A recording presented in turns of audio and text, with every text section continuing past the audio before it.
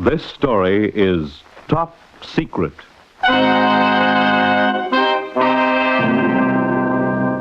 Top Secret, starring beautiful Ilona Massey as the Baroness Karen Geza in transcribed stories of international intrigue and espionage, brought to you each week at this time by NBC. Tonight, as Assignment 9, Disaster in London.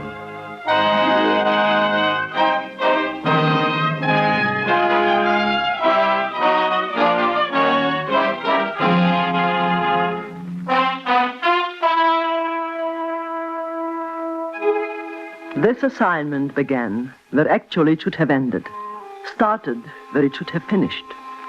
The end and the beginning took place in a deserted subway station in the city of London at 2 o'clock on the morning of the 15th of June. At this hour, there were no passengers. The station was empty. Everything was silent, motionless, like the body of Nicholas Kessler lying across the express tracks. In our swift, silent struggle, he had fallen off the platform, struck his head on the rail. The parcel, for which so many people had fought and killed and spied, was in my hands at last. London was saved. My mission was ended. For in a moment, Nicholas Kessler would die beneath the wheels of the Charing Cross Express. I could hear the far-off rumble of the train coming closer. Closer.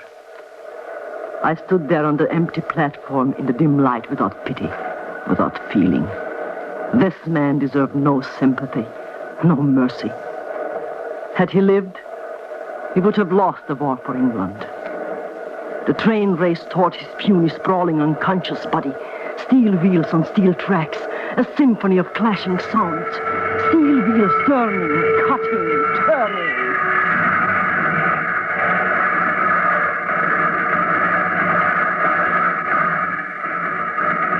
I did not look at what was left on the tracks. Nicholas Kessler was dead. My mission was over.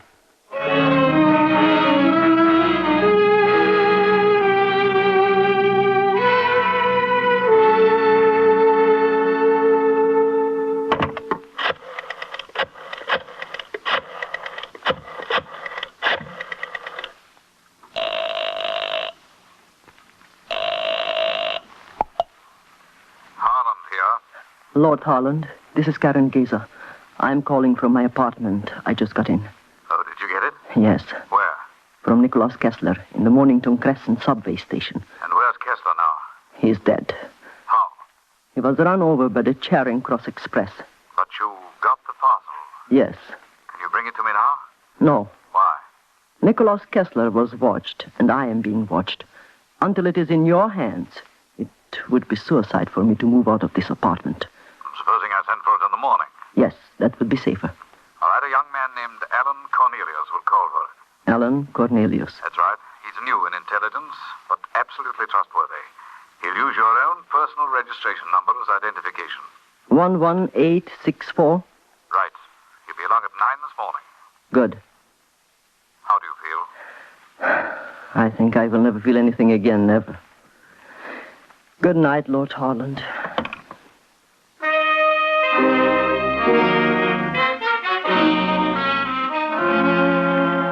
The parcel drew me like a magnet.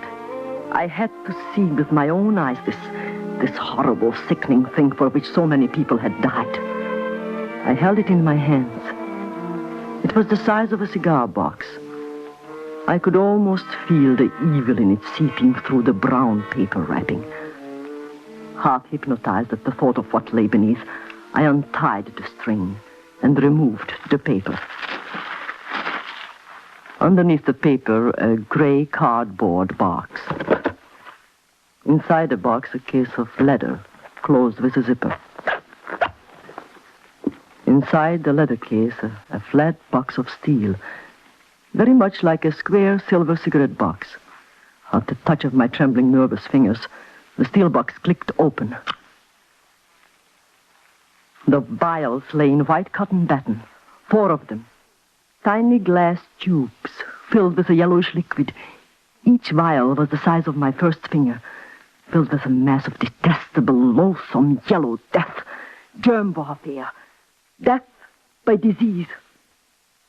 Thank God I had caught Nicholas Kessler. Thank God I had stopped him. The contents of these vials emptied into the water supply of the city of London would have killed 9 million people.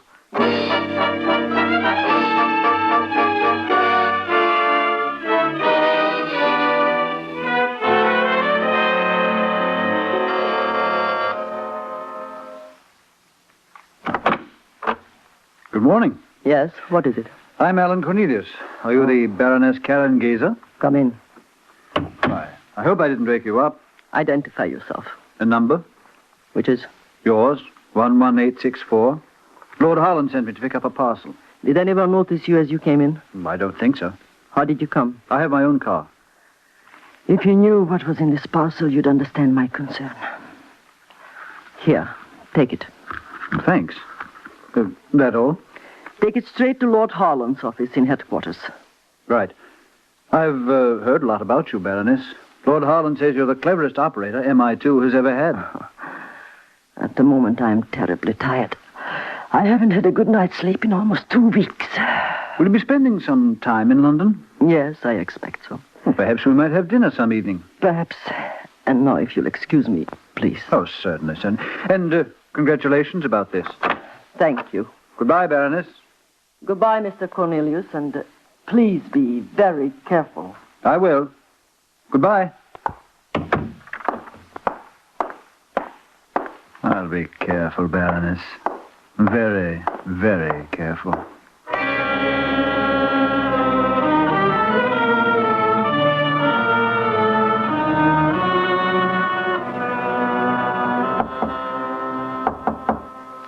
Who is it? Cornelius. Come in. Thanks. Give it to me quickly. Is it all right? I opened it in my car. They're there, all 4 of them. Was it easier? Harlan ordered me to pick it up from the girl. She the one who disposed of Kessler? Yes. Well, the weak die, the strong live. It's as simple as that. But you're making plans for our safety. No, naturally. I want them to include my mother. Why should they? Because I say so. That's not a very good reason. She's still young, still attractive, and even though she's a bit cracked on England, I don't want her to die. All right. You've 6 weeks to send her somewhere. What's the next move? The plan for introducing the cultures to the London water system. When will you be ready? The virus cultures must be concentrated. They take about 4 weeks to grow. We'll be ready by the middle of July. My immediate concern is explaining the loss of the virus to Lord Harlan. You're driving a car? Yes. Have an accident. A fake accident. Lamppost. Anything. Pretend to be injured. Call me in as your doctor. I know you'll be suitably concerned over my condition. I'll watch you like a hawk. It's not a bad idea. Crowd gathers, I'm unconscious. When I come to, the parcel is gone. Why not? Every foreign agent in Europe has been after it at some time or another. All right. You'll have a patient in a few minutes.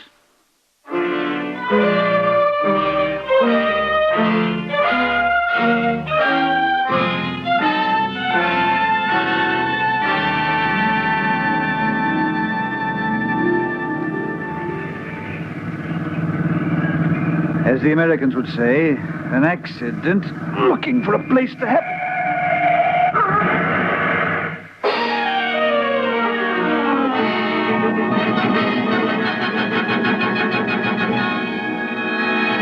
Lord Harlan, do you realize what I went through to get the parcel to England? Baroness, believe me, I'm quite as upset as you are. Upset. This idiot of a man can't even drive an automobile. On the contrary, my dear, he's a very good driver. A child ran across the street in front of him. He tried to avoid it and struck a fire hydrant. When he regained consciousness, the parcel was gone. Gone where? How? Have there been checks made? Of course, but the accident happened near Piccadilly Circus. You know how quickly a crowd gathers. We have absolutely no idea who might have taken it. The trail is completely cold. It is rank incompetence. Every precaution is being taken. I've tripled the guard on every London reservoir.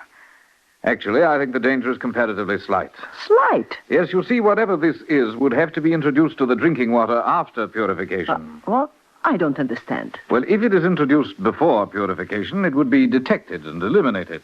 This means they have to get the germs into the water at a pumping station. And that is practically impossible. Nothing is impossible to a clever Nazi. We have always underestimated them. I'm having security spot checks made at unexpected intervals at every pumping station and every reservoir. Lord Harland, Yes? is Alan Cornelius completely trustworthy? Trust? Oh, my dear Baroness, please. Is he? Yes, completely. His father served under me in the First War. He died defending his country.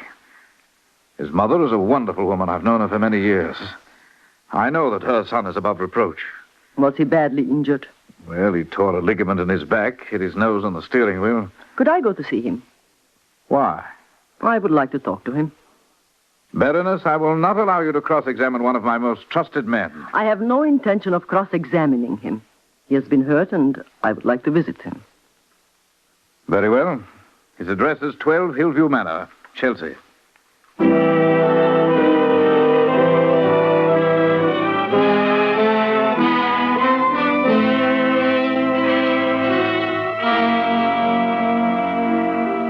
It's jolly decent of you to come to see me. Oh, but I wanted to. Dr. Mercer says I'll be right as rain in a couple of weeks. I've torn a ligament or something. When can you get up? 2 weeks flat on my back is the verdict.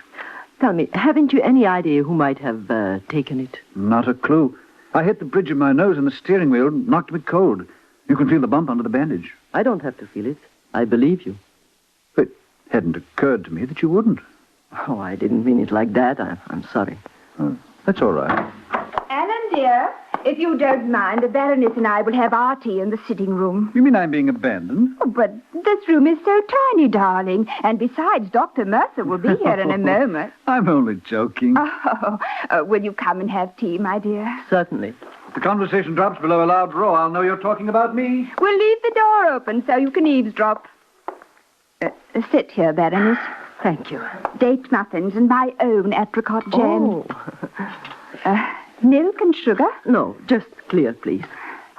It's awfully sweet of you to come and visit Alan. It's so tiresome for him not being able to walk. Thank you. Mrs. Cornelius. Yes?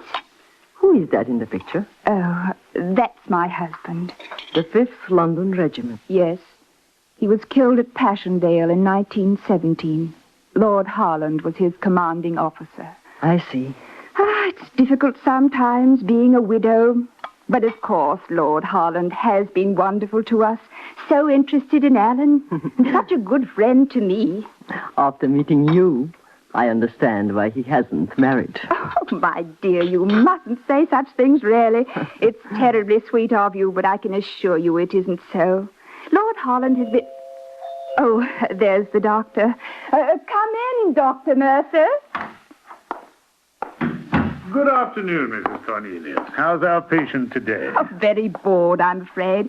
Baroness, may I present Dr. Graham Mercer? Doctor, this is the Baroness Karen Gazer. Baroness? How do you do? Why don't you go in and see Alan and then come back and have some tea with us? I'd be delighted to. You can find him all right, can't you? I imagine so. And if you want to keep him in bed for 2 weeks, you'll have to be very firm with him. I will. Hello, Alan. Hello, Doctor. Well, They've tripled the guard on every London reservoir and on the pumping stations. I'm not interested in the pumping stations. I thought the bacteria had to be introduced after purification. This is not a bacteria. It's a virus, like polio. It can't be filtered out, and it's undetectable in the bacterial count. Is it fast? A mouthful of the polluted water is enough.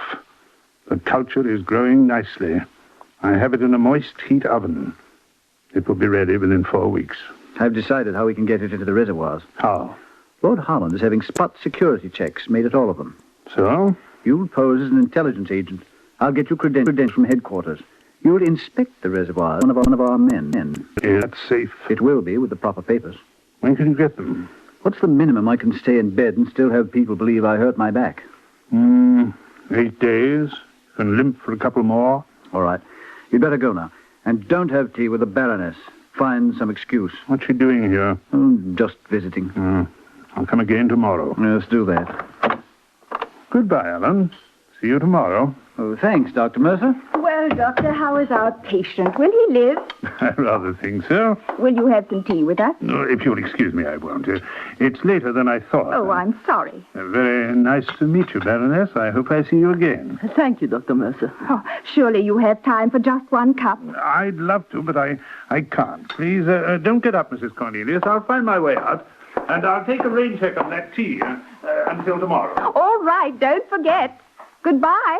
Goodbye. He's an extremely nice man. Yes. Of course, he isn't our regular family doctor. Oh, really? No, Alan met him at his club. More tea? No, thanks. But what sort of a doctor is he? Well, I believe he's a bacteriologist of some kind. He's been terribly concerned about Alan's back and very nice. But I don't see the connection between a strained back and bacteriology, do you? No, I don't. Well, however, since it's Alan's back, I suppose he can have any doctor he wants. How would you like to take him his tea? I know he'd appreciate it.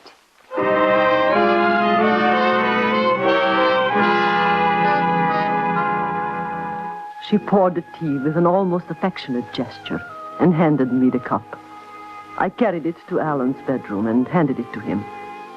As I turned to go out, I deliberately let a small white card fall to the floor.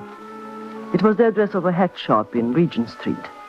Then I went back to the sitting room and chatted with this charming gentlewoman with a young face and a touch of gray in her hair.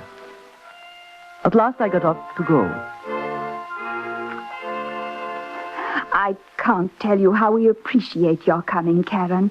I hope you'll come again. I will indeed. I hope that... Yes?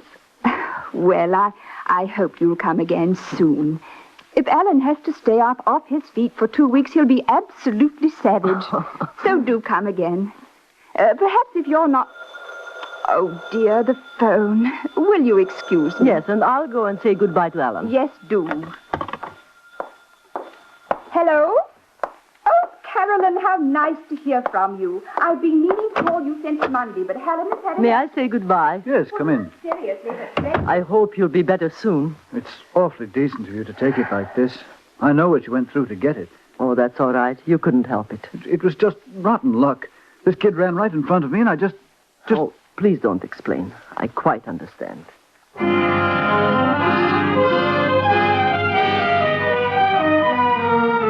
I did understand, clearly. No one had been in his room since I had dropped the card on the floor. The card was gone. Who had picked it up? A man who couldn't walk.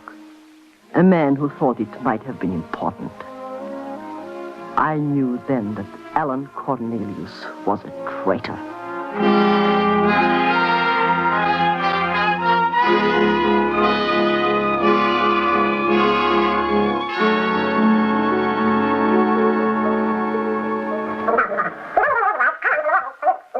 Will you shut that thing off, please? Sorry. Midnight Friday. They're waiting for us. No, I forgot that it bothers people. Now, what can I do for you? I want you to make an installation in a house at 12 Hillview Manor, Chelsea. When? A week from Tuesday, the three of us are going to the theater. You'll have from 8 until midnight. What type of installation? I want a microphone in the second bedroom. The man sleeps in there. It's at the end of the hall. I want another one behind the large painting in the living room. It's above the fireplace. Is this an espionage case? Yes, we think so. If necessary, I can get Lord Harland's approval, but I'd rather not. Your orders are sufficient, Baroness. Does someone monitor this equipment all the time? In shifts. 24 hours a day. If anybody's speaking in the bedroom or the living room, we'll hear it here and record it on tape. Call me the moment you get anything. I'm particularly interested in a man named Mercer, Dr. Mercer. Mercer and Cornelius. Right.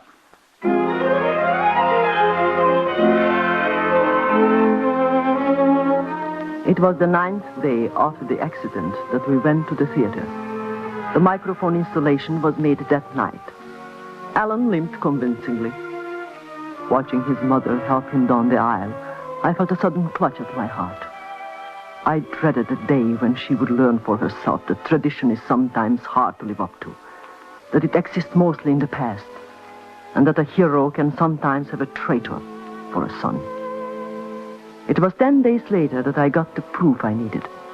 I took it immediately to Lord Harland's office in headquarters. Baroness, I dislike the idea of eavesdropping on an employee. I wish you'd consulted me about this. We have a tape here on which is recorded a conversation between Alan Cornelius and a Dr. Mercer at 2 this morning. I'm asking you to listen. I'm afraid the facts are inescapable. Very well, then. Have him play it. Will you set up the equipment, please? Certainly, Baronet. You seem very positive, Baroness. I am. I knew his back wasn't injured. I dropped the card in his bedroom. No one else could have picked it up. It was gone when I went back. Whenever you're ready, Lord Harland. Go ahead. Turn it on. The part with the doctor will be enough. Yes, Baronet. I'll send my mother to Liverpool. Here it is. I marked it. You can easily impersonate Lord Harland. You're the same size, same coloring. It's Alan's voice. Is this all I need? Yeah, this is Harland's identification card from MI2. This is his special security pass.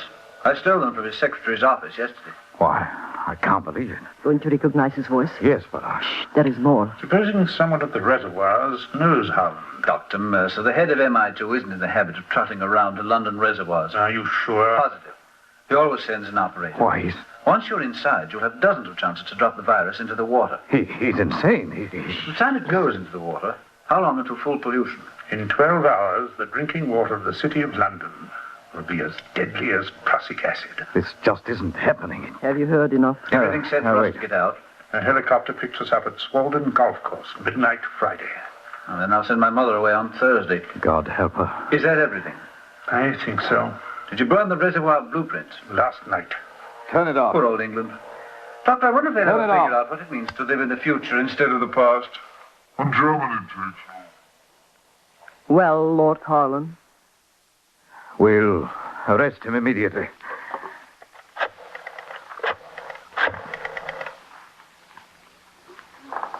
Emergency security, please. Hello, Colonel Ross. We're arresting Alan Cornelius on charges of treason immediately. Yes, I have complete proof. Have 2 squad cars and 10 policemen waiting in front of the building in 5 minutes. What? Yes, that's all. Isn't it enough? This will kill his mother. It'll kill her.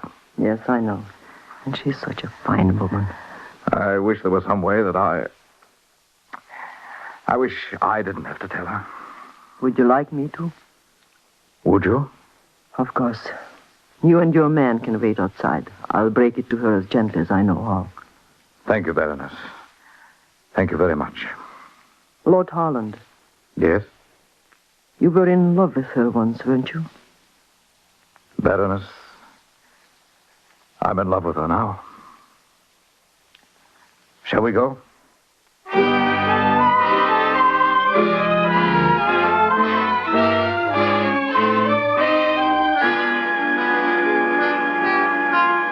When I suspected the back injury was a fake, I had the microphones installed in this house.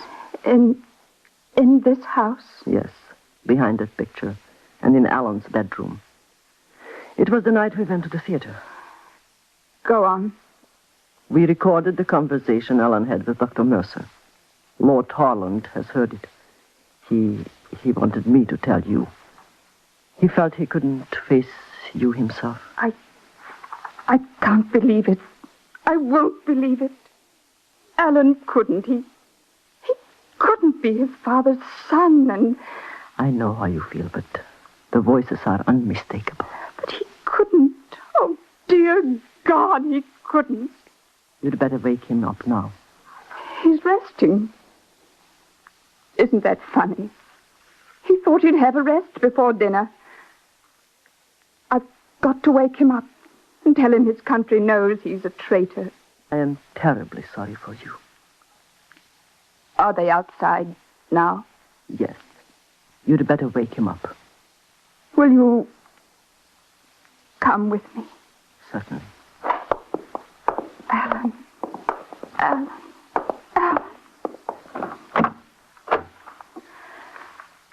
Alan. Hmm? What? What? They know. What? They've come to arrest you. What are you talking about? What's she doing here? What is this? Dr. Mercer, the reservoirs. You are caught. So what is this? What's the idea of bursting in here like this? Please, Alan, don't talk. Just get up and go. They know everything. There's been a microphone behind your bed for days. They've made records of your conversation with Mercer. Please don't lie, and please don't make a scene, and don't act. I couldn't stand it. There's no dignity left for you but silence. I see. Sometime, Alan, if you get the time, tell me why. Anybody mind if I put on a tie? All right, Baroness, keep still. You fool, put that gun down. I said don't move. You want to know why, Mother? Well, I'll tell you. Because I'm sick of being a hero, son. Because I'm sick of you yapping about Father and his bravery and his dying like a soldier. I'm so sick of it I could vomit. You've shoved my father down my throat ever since I was a kid. Well, I hate my father. I hate everything about him. I've hated him ever since I can remember. And Stop it! All right. But now get out of the way. If I've got to die for England, they'll have to catch me They're first. outside, Alan. Outside now. You haven't a chance. The house is surrounded. They'll have to kill me first. Get away from that door, Mother. Give me the gun, Alan. I'm telling you, Mother. Get out of my way. I'm not going to be honorable and give myself up. Now get out of my way. Give me the gun. Will you get out of the way? I tell you I won't go. I won't let them... Give me the gun, Alan. Thank you. Now, put on your tie. And please stop crying. All right, Baroness. Tell them my son is ready now.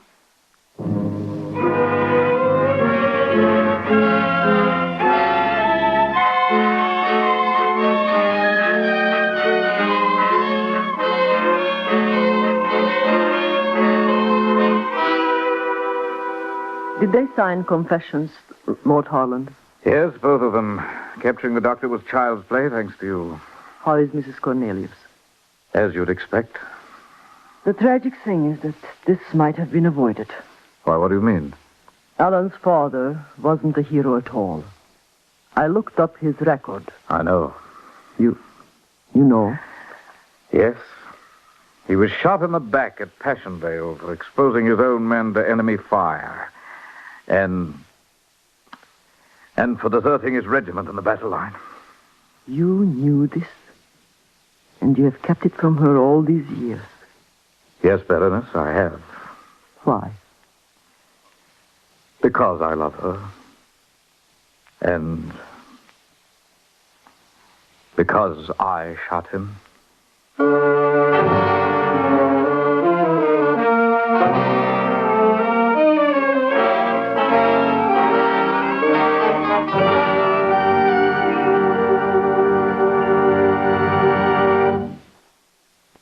You have just heard Ilona Massey starring in NBC's Top Secret.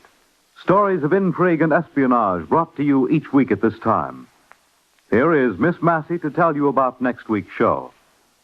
Next week, the story of a castle in Scotland and the fluttering of a bird which spelled danger. The case of a wounded pigeon. A story until now top secret.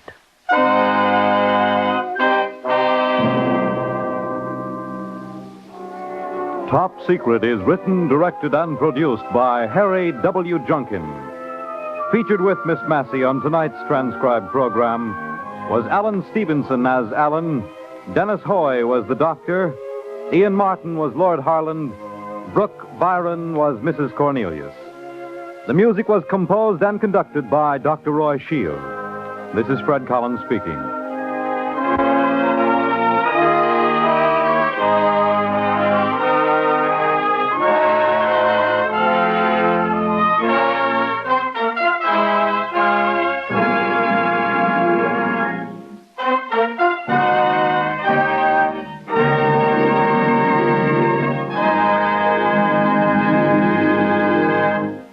Take It or Leave It provides gay entertainment for you next on NBC.